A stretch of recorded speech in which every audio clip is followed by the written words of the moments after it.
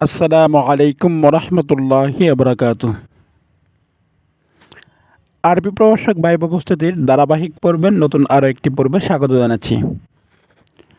আজকে আলোচনা করব যারা আরবি প্রভাষক, সহকারী মৌলবী, প্রভাষক ইসলাম শিক্ষা, সহকারী শিক্ষক ইসলাম শিক্ষা পদে ভাইবা পরীক্ষা দিবেন, তাদের জন্যে আরবি ব্যাকরণগত যে মৌলিক বিষয়গুলি সম্পর্কে জানা থাকতে হবে তা নিয়ে আলোচনা করব এবং এই বিষয়গুলো সম্পর্কে অবশ্যই আপনাদের ধারণা থাকতে হবে এবং এগুলো কিভাবে পড়বেন তা নিয়ে আলোচনা করব। আসলে ভাইভাতে যেহেতু আপনাকে প্রশ্ন করা হবে, তাই প্রশ্ন আকারে প্রশ্নগুলো পড়লে সহজেই মনে করতে পারবেন এবং মনে থাকবে। আমরা নাহু থেকে মোটামুটি নাহু অংশ থেকে ৭৭টি প্রশ্ন এবং সরফ অংশ থেকে সরফ অংশ থেকে ৩৩টি প্রশ্ন আকারে সাজিয়েছি। এইগুলো পড়লে ব্যাকরণগত যে কোনো ধরনের প্রশ্ন করলে এগুলো অবশ্যই উত্তর করতে পারবেন। চলুন সরাসরি মূল আলোচনায় চলে যাই।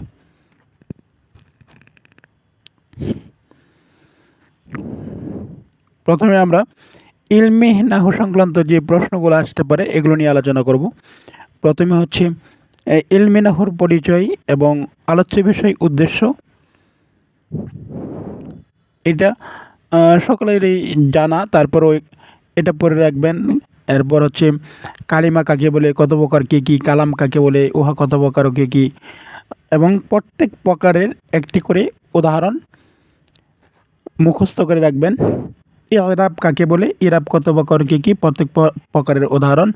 ইসমে মুরাব কাকে বলে, উদাহরণস্বরূপ এর হুকুমগুলো লিখো। তারপরে হচ্ছে মুনসারিফ এবং গায়রে মুনসারিফের সংজ্ঞা, মুনসারিফের হুকুম এবং গায়রে মুনসারিফের সবব উদাহরণসহ মুখস্থ রাখবেন। ইসমু গায়রে মুতামাক্কিনা কাকে বলে, উহা কত প্রকার ও কী কী। এক কথায় এখানে যে প্রশ্নগুলো আছে এই প্রশ্নগুলো সম্পর্কে অবশ্যই আপনাকে ধারণা রাখতে হবে। আমি চেষ্টা করব এই প্রশ্নগুলো সম্পর্কে ধারাবাহিকভাবে ভিডিও আপলোড করার। আশা করি আমার সাথেই থাকবেন। এবং সরফ অংশ থেকে এই প্রশ্নগুলো থাকবে। ইলমে সরফ, কালিমা, ফিল, মাদি, তারপরে হচ্ছে মোজারি, আমর, নাহি, তারপরে হচ্ছে ইসমে ফাইল, মাফুল, এই প্রশ্নগুলো থাকবে। এই প্রশ্নগুলো নিয়ে আলোচনা করব এবং খুব সহজ ভাষায় এই প্রশ্নগুলো আলোচনা করা হয়েছে। আমরা আজকে প্রথমে নাহু অংশ থেকে আলোচনা করব। ইলমে নাহু কাকে বলে, উহার আলোচ্য বিষয়। নাহুর শাব্দিক অর্থগুলো মুখস্থ রাখবেন। চেষ্টা করবেন আরবিতে মুখস্থ করার। আরবি না পারলে বাংলা হলেও আপনাকে মুখস্থ রাখতে হবে। ইলমে নাহুর আবেদনিক অর্থ আল কাসদু তথা অনুরূপ। আরেকটা অর্থ হচ্ছে আর নাউ তথা প্রকার। এরপর পারিভাষিক সংজ্ঞা আরবিতে দেওয়া আছে এবং বাংলাতে দেওয়া আছে। আপনাদের যেটা সহজ হয় এটা আপনারা মুখস্থ করবেন। বিশেষ করে ইলমে নাহু এবং কালিমার সংখ্যাটা অবশ্যই আরবিতে মুখস্থ রাখবেন। যে শাস্ত্র পাঠ করলে আরবি শব্দের গঠন, ইরাব এবং একটির সাথে অপরটির সম্পর্কের অবস্থা সম্পর্কে জানা যায় তাকে নাহু বলে। এরপর হচ্ছে ইলমে নাহুর আলোচ্য বিষয়। ইলমে নাহুর আলোচ্য বিষয় দুটি, কালেমা ও কালাম। এবং ইলমে নাহুর উদ্দেশ্য আরবি বাক্যকে প্রকাশ্য ভুল থেকে রক্ষা করা। প্রশ্নগুলো এভাবে পড়বেন, এত বিস্তারিত পড়ার দরকার নেই। এই যে মূল একটা একটা লাইন করে মুখস্থ করবেন। একটা প্রশ্ন শেষ হয়ে গেল ইলমে নাহু। এরপর হচ্ছে কালিমা। কালিমা শব্দের অর্থ হচ্ছে আল জারহু আঘাত করা, আত্তরহু নিক্ষেপ করা। এই দুটো অর্থ মুখস্থ রাখবেন। এবং কালিমার পারিভাষিক সংজ্ঞা হেদায়াতুন্নাহ গ্রন্থকার বলেন, একক অর্থবোধক শব্দকে কালিমা বা পদ বলে। আরবিটাও পার ডে মুখস্থ করে রাখবেন এবং আরবিটা সহজ। আল কালিমাতু লাফজুন উদিয়া লিমানান মুফরাদ। তারপর হচ্ছে কালিমার প্রকার, কালিমা 3 প্রকার: ইসিম, ফেল, হরফ। ইসিম কাকে বলে? ইসিমের সংজ্ঞাগুলো মুখস্থ রাখবেন। ইসিম এমন একটি কালিমা বা পদকে বলে যা অতীত, বর্তমান ও ভবিষ্যৎকালের সাথে মিলিত না হয়ে নিজের অর্থ নিজে প্রকাশ করতে পারে। যেমন কলামুন, এটা একটি ইসিম।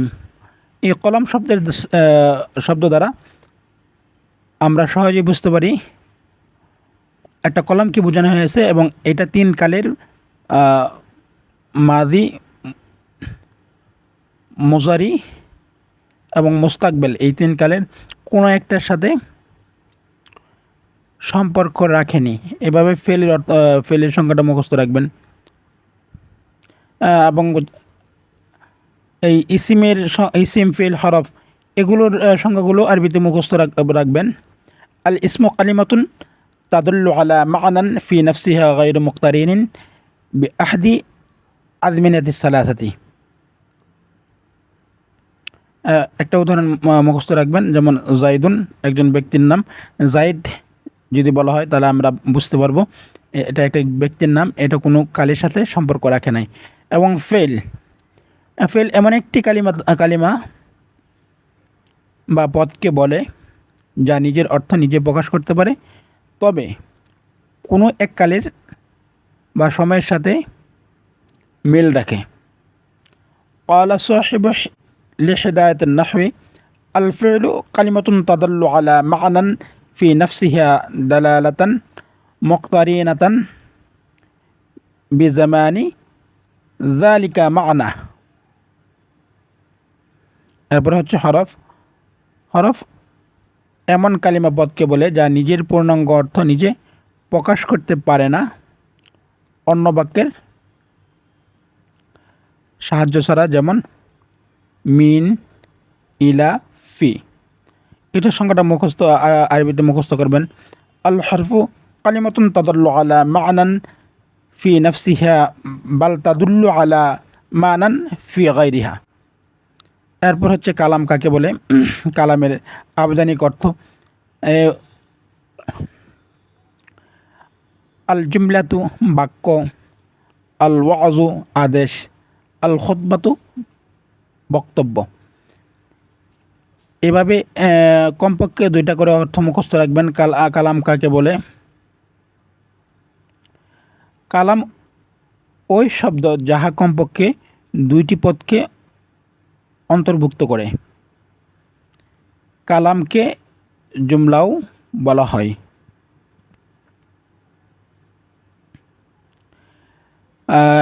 আরবিতে সংখ্যাটা পারলে মুখস্থ করবেন, আরবিতে না পারলে বাংলাতে করবেন, সমস্যা নেই। ক্বালা সাহিবু লিহিদায়াতিন নাহওয়ি আল কালামু লাফজুন তাদাম্মান কালিমাতাইনি বিল ইসনাদ। আকসামুল কালামের প্রকারভেদ: কালাম বা জুমলা 2 প্রকার: ইসমিয়া, ফি'লিয়া। এরপর হচ্ছে ইরাবের পরিচয়। ইরাব শব্দের অর্থ কি? ইরাব শব্দের অর্থ হচ্ছে আল আলামাতু, আল আসারু। আলামাতু নিদর্শন, আল আসারু প্রভাব। ইরাবের সংজ্ঞা: যে নিদর্শন দ্বারা আরবি শব্দের শেষ অক্ষর পরিবর্তন হয় তাকে ইরাব বলা হয়। যেমন হরকত, পেশ, জবর, জের, অব্যয়, স্বরচিহ্ন, যেমন ওয়াও, আলিফ, ইয়া।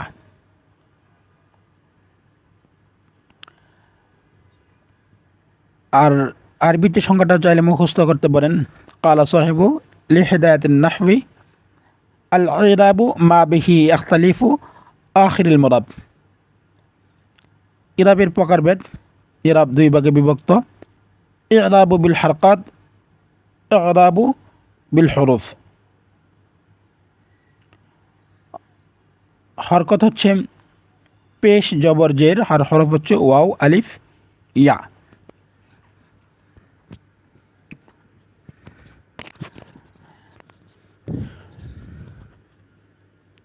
এরপর হচ্ছে আমেল কাকে বলে?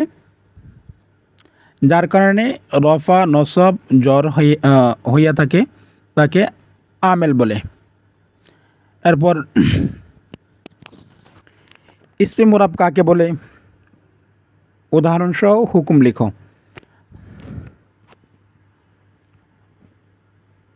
ইসমে মুরাব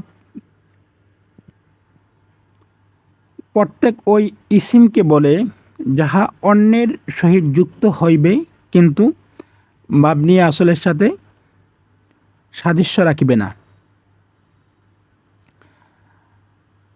তাহলে ইসমে মুরাব হচ্ছে ওই ইসিমকে বলে যাহা অন্যের সাথে যুক্ত হবে কিন্তু মাবনি আসলের সাথে সাদৃশ্য রাখবে না। মাবনি আসল তিনটি, একটা হচ্ছে হরফ, আমরে হাজির মারুফ, মাজি। ইসমে মুরাবের হুকুম। আমেলের পরিবর্তনের দরুন ইসমে মুরাবের শেষ অক্ষরে ইরাবের পরিবর্তন হয়, শব্দগত পরিবর্তন হবে, উজ্জ হিসেবে পরিবর্তন হবে। উদাহরণগুলো মুখস্থ রাখবেন। জানি জাইদুন রাআইতু জাইদান মারারতু বিজাইদিন, জানি মুসা রাআইতু বিমুসা মারারতু বিমুসা। এগুলো মুখস্থ রাখবেন। তারপর হচ্ছে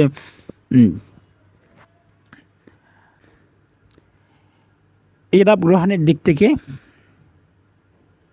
ইসিম দুই প্রকার, মুনসারিফ, গায়রে মুনসারিফ।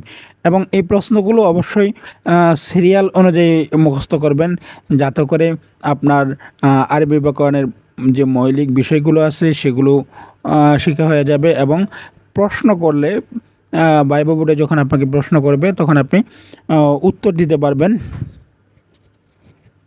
খুব সহজেই। এবং এই প্রশ্নগুলো আসলে কী ধরনের প্রশ্ন করতে পারে ওইভাবেই এই নোটটা সাজানো হয়েছে। তাহলে ইরাব গ্রহণের দিক থেকে ইসিম দুই প্রকার, মুনসারিফ, গায়রে মুনসারিফ। মুনসারিফের পরিচয়। মুনসারিফ কাকে বলে? ইসমু মুনসারিফ সেই ইসিম যাহাতে আসবাবু তিসআতিন অর্থাৎ 9 স্বভাবের মধ্য হতে 2টি স্বভাব অথবা 2টি স্বভাবের সমকক্ষ একটি স্বভাব পাওয়া যাইবে না, তাহাকে মুনসারিফ বলে। আর ইহাকে ইসমে মোতামাক্কেনাও বলা হয়। এরপর গায়রে মুনসারিফের সংজ্ঞা। গায়রে মুনসারিফ সেই ইসিম যাহাতে 9 স্বভাবের মধ্য হতে 2টি স্বভাব অথবা 2টি স্বভাব এর সমকক্ষ একটি স্বভাব তথা উপসর্গ পাওয়া যাবে তাকে গায়রে মুনসারিফ বলে। উদাহরণগুলো মুখস্থ রাখবেন। এরপর হচ্ছে গায়রে মুনসারিফের সবাব, এইগুলো হচ্ছে ফরজ, এটা মুখস্থ করা ফরজ এবং এটা খুবই গুরুত্বপূর্ণ। আদল, ওয়াসফ, তানিস, মারিফা, উজমা, জমা, তারকিব, ওজনেফল, আলিফ, নুন, জায়দাতানে। এরপরে মুনসারিফের সংখ্যা তো আলোচনাই করা হয়েছে। মুনসারিফের আবেদনিক অর্থ পরিবর্তন করা, বদল করা। আত্তাগায়্যুরু, আত্তাবদিলু, এর সংখ্যাগুলো আগে আলোচনা করা হয়েছে। এবং মুনসারিফের হুকুম, এই হুকুমগুলো মুখস্থ রাখবেন। হুকুমটা 9 নম্বর প্রশ্ন, ইসমু গায়রে মুতামাক্কিন কাকে বলে? কথা করে কে কি? গায়রে মুনসারিফ এবং ইসমু গায়রে মুতামাক্কিন একই জিনিস। যদি আপনাকে প্রশ্ন করা হয় ইসমু গায়রে মুতামাক্কিন কাকে বলে, তাহলে গায়রে মুনসারিফের সংখ্যাটাই বলবেন এবং আবেদনিক অর্থ গায়রে মুনসারিফেরটাই বলবেন। গায়রে মুতামাক্কিনের প্রকার, এই প্রকারগুলো মুখস্থ রাখবেন। তারপর হচ্ছে মাবনি কাকে বলে? কথা প্রকার কী কী? মাবনির আবেদনিক অর্থগুলো মুখস্থ রাখবেন। আল মিদাদু, আল বিনাউ। তারপর হচ্ছে মাবনির পারিভাষিক সংজ্ঞা। পারিভাষিক সংখ্যাটা মুখস্থ রাখবেন। মাবনি এমন একটি ইসিম যাহা অন্য কোনো ইসিমের সহিত যুক্ত হয় না। আরবিতে চাইলে সংখ্যাটা মুখস্থ করতে পারেন। কালা সাহিবু লিহিদায়াতিন নাহওয়ি হুয়াল্লাযী ইতলাকু আলা বিনাইহি, যেমন বা তা ওয়াহিদ ইসনানে। আচ্ছা, এরপর হচ্ছে মাবনি এর হুকুম। আমেল পরিবর্তন হইলেও উহার শেষে ইরাব পরিবর্তন হয় না। মাবনি এর হরকতকে জুম্মাতুন, ফাতহুন, কাসরাতুন বলা হয়, আর সুকুনকে ওয়াকফ বলা হয়।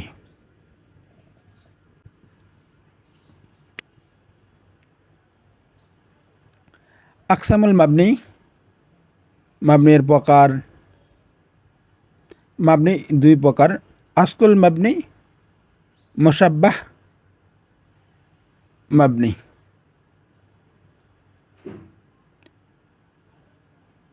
এরপরে আসলুল মাবনি আবার দুই প্রকার, আমরি হাজির মারুফ, ফেলে মাদি। তারপর হচ্ছে মুশাব্বাহ মাবনি 8 প্রকার, যেগুলো কেবল ইসিম থেকে ব্যবহৃত হবে। মুশাব্বাহ মাবনি মোট 8 প্রকার, এগুলো মুখস্থ রাখবেন। মুদমারাত, আসমায়ে ইশারা, আসমায়ে মওসুলাত, আসমায়ে আফআল, আসমায়ে আসওয়াত, এগুলো আসমায়ে জুরুফ, এগুলো মুখস্থ রাখবেন। আসমায়ে কিনায়া, আল মুরাক্কাবু বিনাই। তারপর হচ্ছে আসমাউ মানসুবাত। এই প্রশ্নগুলো ভিডিও পজ করে করে মুখস্থ করে নেবেন। অনেক প্রশ্ন তো, প্রশ্নগুলো ভিডিও পজ করে করে মুখস্থ করে নেবেন। তারপর হচ্ছে মাফউলু মতলক কাকে বলে, উহা কত প্রকার, কি কি। মাফউল এর আবেদনিক অর্থ মুখস্থ করবেন। মামুল, মাওকুহ সংজ্ঞা, মাফুলের সংখ্যাটা মুখস্থ করবেন। তারপরে মাফুলে মতলক এর প্রকার। মাফুলে মতলক 3 প্রকার, তাকিদ, নাও, আদত। তারপর হচ্ছে মাফুলে বিহি, এটা খুবই গুরুত্বপূর্ণ। মাফুল এর শাব্দিক অর্থ এবং মাফুলে বিহি এর সংজ্ঞা। মাফুলে বিহি ওই ইসিমকে বলে যাহার ওপর কর্তার কাজটি নিপতিত হয়।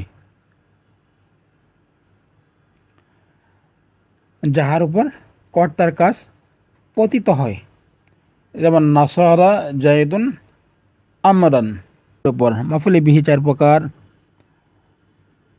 ইসমে জহির, ইসমে মুত্তাসিল, জামির মুনফাসিল, আল মাজদারুল মুওয়াল্লু বিসরিহ। এরপর হচ্ছে হাল কাকে বলে, হাল এর আবেদনিক অর্থ, আকৃতি, অবস্থা। হালের পারিভাষিক সংজ্ঞা। হাল হলো এমন একটি শব্দ যা ফাইল কিংবা মাফুল তথা উভয়ের অবস্থা বর্ণনা করে। উদাহরণগুলো মুখস্থ রাখবেন। হালের প্রকার, হাল হচ্ছে 3 প্রকার, মুফরাদ, জুমলা, শিবহু জুমলা। জুমলা কাকে বলে, এটা এগুলা ইজি বিষয়। তারপরে হচ্ছে জুমলা 2 প্রকার, জুমলায় ইসমিয়া, জুমলায় ফেলিয়া।